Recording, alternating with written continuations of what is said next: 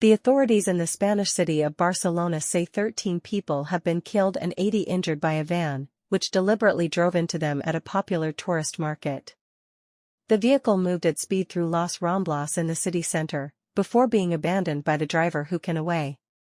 Hundreds of tourists and local people took shelter in shops and churches, as police searched for suspects. Hours later, 2 of them, including a man of Moroccan origin, were arrested.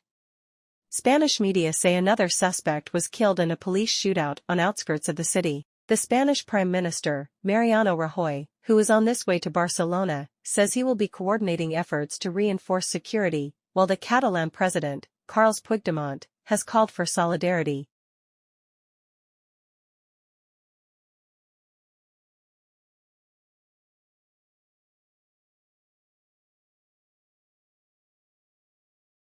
Two former U.S. Republican presidents, George Bush Sr. and his son, George W., have called on Americans to reject racism and anti-Semitism. It's being seen as a rebuke to Donald Trump for his comments about who was responsible for clashes in Charlottesville on Saturday. Mr. Trump sparked fury when he again blamed both anti-racist protesters and white supremacists. One demonstrator, Heather Heyer, was killed.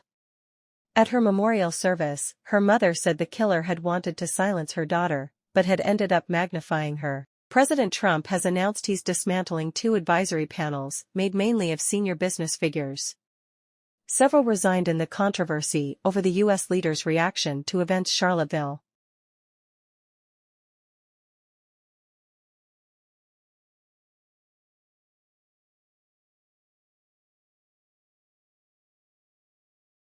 The enduring defeat of ISIS remains a top priority for United States. The U.S.-led global coalition to defeat ISIS is leading stabilization efforts that consolidate military gains, restore basic essential services, and enable Syrians to voluntarily and safely return to their homes in Raqqa and other former ISIS strongholds. Assistance includes explosive hazard and rubble removal, providing clean water, rehabilitating electricity networks, and other basic necessities. Since April, the United States has elicited approximately $300 million in contributions and pledges from coalition partners to support immediate stabilization and early recovery initiatives in areas liberated from ISIS in northeast Syria.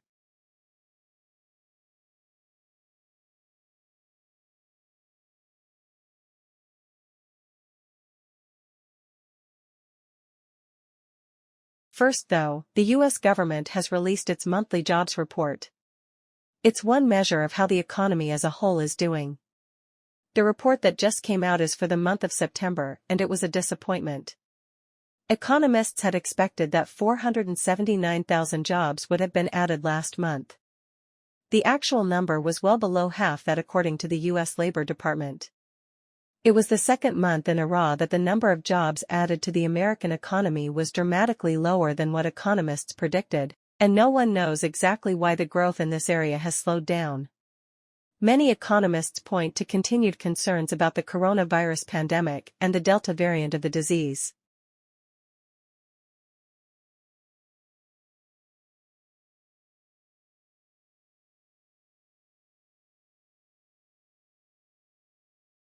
Within the past few minutes, the Election Commission in Kenya has declared that Tuesday's presidential election was won by the incumbent Uhuru Kenyatta.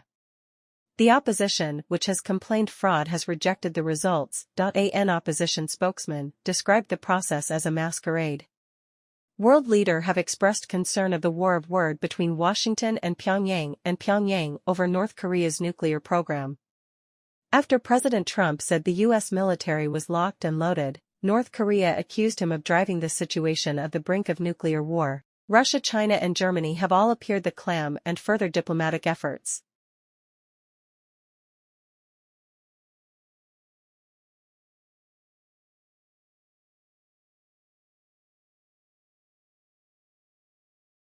Executive Vice President of the U.S. government's Overseas Private Investment Corporation, OPIC, David Bohidjian and other U.S. government officials traveled to Armenia, Azerbaijan, and Georgia in August to promote U.S. investment in those countries. OPIC is the U.S. government's development finance institution. It mobilized 3S private capital to help address critical development challenges and in doing so advances U.S. foreign policy and national security priorities.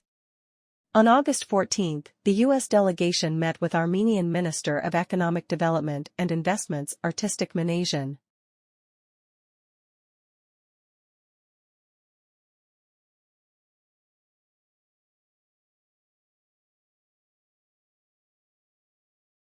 The Venezuelan authorities say that have suppressed what they termed a terrorist attack on an army base in the city of Valencia. Diosdado Cabello of the governing United Socialist Party said loyal troops established security at the base. Officials said 7 people have been arrested and at least one of them died. Afghan officials say at least 50 people, including women and children, have been killed by militants in the northern province of Saripul.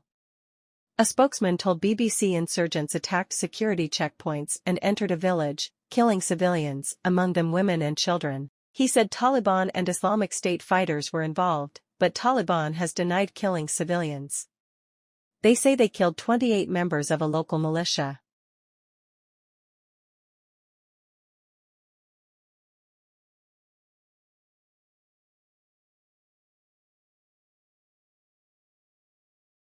The United States has confirmed that it will pull out of the Paris Climate Agreement. Washington has informed the United Nations, formally implementing a decision by President Trump in June. But the State Department said the U.S. would continue to participate in climate change meeting until the withdrawal process was completed. New research indicates that weather-related disasters could kill more than 150,000 people in Europe each year by the end of the century. The European Commission report estimates that waves would cause 99% of all weather-related deaths on the continent.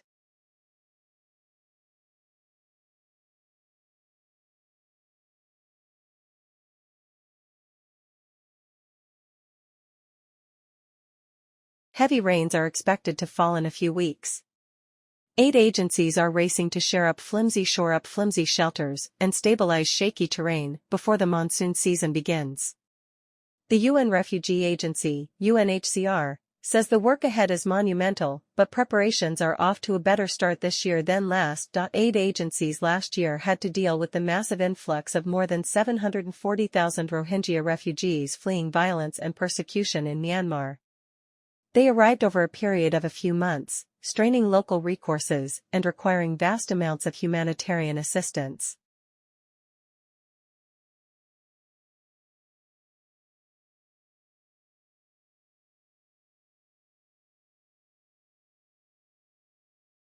In an effort to encourage the Democratic People's Republic of Korea, or North Korea, to dismantle its nuclear weapons program, the United Nations Security Council last year passed Resolution 2375, which imposes sanction on North Korea.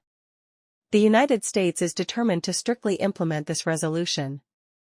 Members of the UN Security Council, and by extension UN member states, have unanimously agreed to fully enforce sanction on North Korea. And we expect them to continue to honor those commitments, said Secretary of State Mike Pompeo.